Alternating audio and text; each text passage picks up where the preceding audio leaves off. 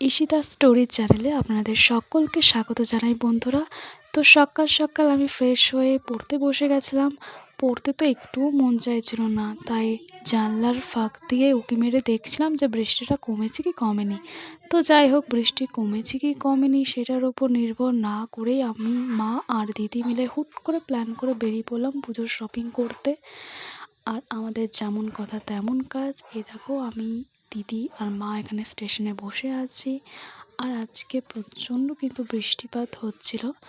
তো জানলা দিয়ে দেখো এই পাহাড়ের অপূর্ব দৃশ্যটা তোমাদের সাথে শেয়ার না করে আর থাকতে পারলাম না। আসানসোলে নেমে আমরা একটু খাওয়া দাওয়া করে নিয়েছিলাম, কারণ দুপুরে তো কিছু খাওয়া হয়নি। এই ছোলা ভাটুরা আর দোসাকেই কিন্তু আমরা শপিং করতে বেরিয়ে পড়ি। আর এইখানে দেখো দিদি জামা বাছতে ব্যস্ত, আমিও জামা বাছতে কিন্তু ব্যস্ত ছিলাম। তারপর শপিং টপিং করে আমরা জেঠিমার বাড়িতে চলে গেছিলাম।